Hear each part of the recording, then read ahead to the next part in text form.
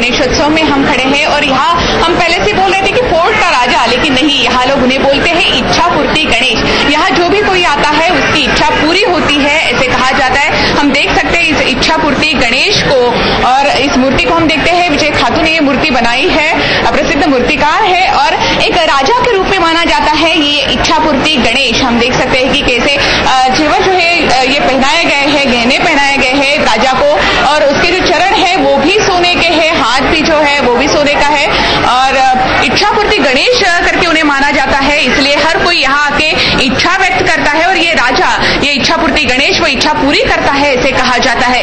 निधि आज हमारे साथ यहाँ पर है, महाराष्ट्र के राज्य मंत्री है भास्कर जाधव जी हमारे साथ है, फिर से एक बार जुड़ रहे हैं हमसे।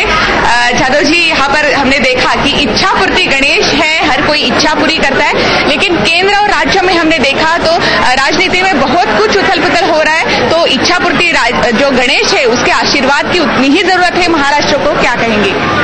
बिल्कुल, हम लोग जब पॉलिटिक्स में काम करते हैं तो हम जैसे लोगों को भगवान के आशीर्वाद की, प्रेरणा की और सद्बुद्धि की जरूरत होती है।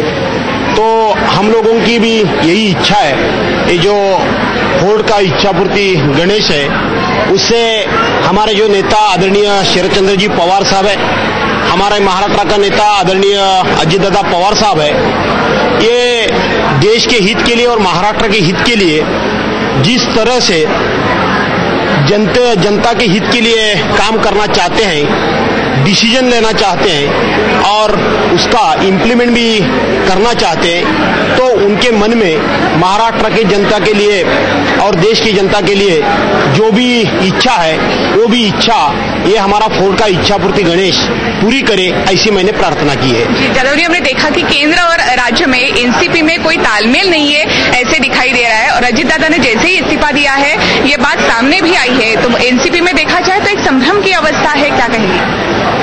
दिल्ली और महाराष्ट्र में एनसीपी में तालमेल नहीं है ऐसा आपको दिखाई दे रहा है, लेकिन वास्तव में वैसा नहीं है, अच्छी तरह तालमेल है। माननीय अजित दादा पवार साहब ने जो उप मुख्यमंत्री पद का इतना बड़ा इस्तीफा देके अपना त्याग भाव, अपना त्याग का एक नया इतिहास रचा है, और महाराष्ट्र के जनता के हित के लिए हम कौन सा भी बड़ा से बड़ा अपने नुकसान का निर्णय ले सकते हैं, लेकिन महाराष्ट्र की जनता का हम नुकसान नहीं करने देंगे। ये बहुत बड़ा विचार हम जैसे कार्यकर्ताओं के सामने माननीय अजित दादा पवार ने रखा है, उसका हम सब कार्यकर्ताओं को गर्व है, और हम सब लोग पूरी राष्ट्रवादी कांग्रेस पार्टी माननीय शरद चंद्र जी पवार साहब और अजित दादा के साथ में है। आपने अभी कहा कि सद्बुद्धि देने की जरूरत है, तो ये आप बात अपने किसके लिए कहिए, किसे सद्बुद्धि की जरूरत है ज्यादा?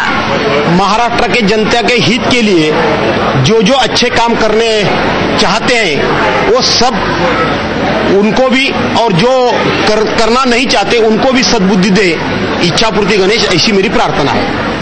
हमने अभी बात की, ये है महाराष्ट्र के राज्य मंत्री है भरत जाधव जी, उन्होंने भास्कर जाधव जी, उन्होंने हमें कहा है कि महाराष्ट्र को एक इच्छा पूर्ति राजा के आशीर्वाद की जरूरत है। फिर से एक बार हम ये राजा के दर्शन आपको करवाएंगे, यहाँ पर राजा की मूर्ति के दर्शन हम कराना चाहते हैं आपको। निधि, हमने देखा कि एक मन्नत का राजा ये माना जाता है, और यहाँ के व्यापारी जो है उन्होंने इसकी स्थापना की थी मन्नत से ही, एक इच्छा यहाँ पर व्यक्त की गई थी, और ये इच्छा पूरी होने के बाद यहाँ पर ये राजा की स्थापना की जाती है। और देखा जाए तो निधि, एक महल में, एक पैलेस में जो है ये राजा की स्थापना यहाँ पर की गई है। हर साल यहाँ पर एक प्रतिकृति बनाई जाती है, धार्मिक या कोई भी यहाँ पर एक प्रतिकृति जो है, महल की एक प्रतिकृति जो है यहाँ पर बनाई जाती है।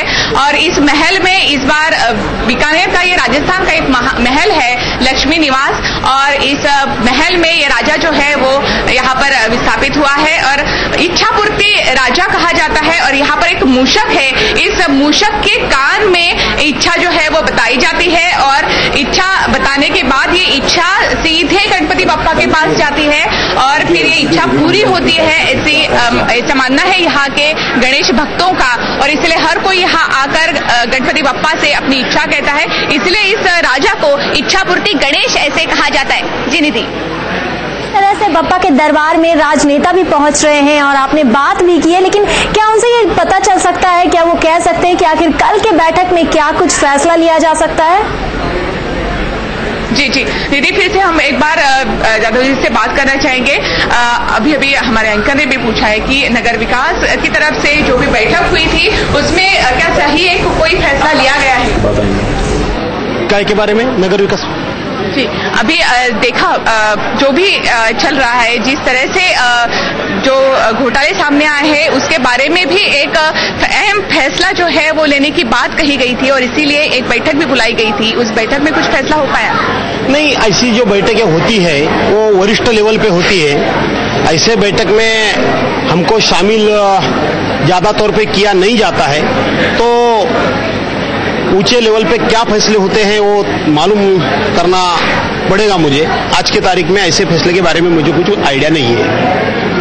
हमने देखा निधि, इस बैठक में कोई भी अहम फैसला जो है अब तक सामने नहीं आया है, लेकिन जल्द ही इस बैठक। लेकिन निखिला, जिस तरह से एनसीपी की बैठक चल रही है, ऐसे में क्या लगता है कि एनसीपी के खेमे में क्या कुछ चल रहा है? बप्पा के दरबार में पहुंचे हुए हैं, क्या कुछ कहा जा सकता है? जो राजनीतिक हलचल चल रही है, इस बारे में एनसीपी की बैठक जो चल रही है, बैठक में क्या है वैसा फैसला लिया जाएगा या राजनीति में और कुछ चेंजेस या रणनीति कुछ बनाई जाएगी एनसीपी में? कुछ भी उथल पुथल हुआ नहीं हुआ वो तो बहुत जल्दी सामने आ ही जाएगा, लेकिन एक बात पक्की है कि महाराष्ट्र में एनसीपी दिन ब दिन स्ट्रांग होती जा रही है, स्ट्रांग होती जाएगी।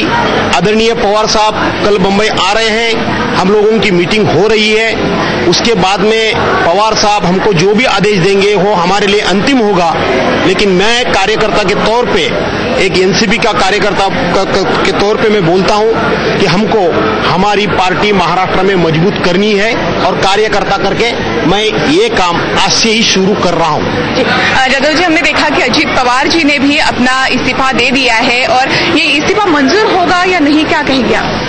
अजित दादा का इस्तीफा मंजूर होगा या नहीं होगा ये आदरणीय पवार साहब और आदरणीय मुख्यमंत्री महोदय को मालूम रहेगा। उसके बारे में हमारे जैसे कार्यकर्ताओं को कुछ पता नहीं रहेगा, लेकिन हमारे अजित दादा पवार साहब और आदरणीय पवार साहब के दिल में जो ठेस पहुंची है, उनको जो दुख हुआ है, वो मेरे जैसा कार्यकर्ता सहन नहीं कर सकेगा।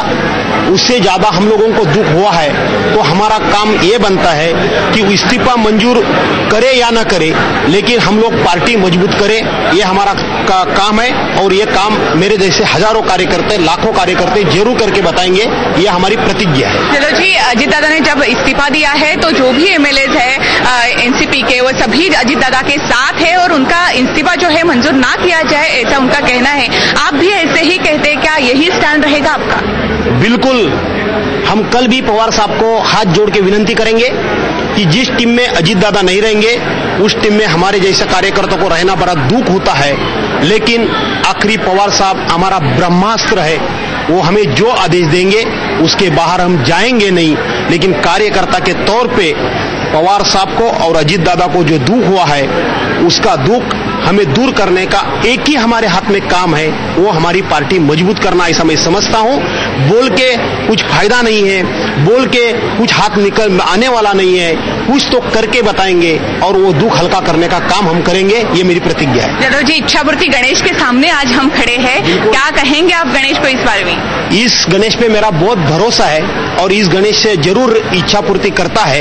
ये जो अध्यक्ष वगैरह सब है, ये मेरे भांजे हैं, एक्चुअल बोलने पाए तो मेरी गणेश से यही प्रार्थना है कि हमें ताकत दे, हमें ऐसी बुद्धि दे और हमारे हाथ से ऐसे काम होने दे कि हमारी एनसीपी मजबूत हो जाए और देश के पातली पे लेवल पे हमारे पवार साहब बड़ी शान से राजनीति करेंगे और महाराष्ट्र पे हमारे अजित दादा महाराष्ट्र का भविष्य में नेतृत्व करे। ऐसे हमारे हाथ से काम होने दो और महाराष्ट्र की जनता की सेवा हमें बड़ी सदृदयता से और निष्कलंकता से और भ्रष्टाचार मुक्त हाथों से हमें मेरे जैसे कार्यकर्ता के हाथों से होए, ऐसी मैं प्रार्थना करता हूँ।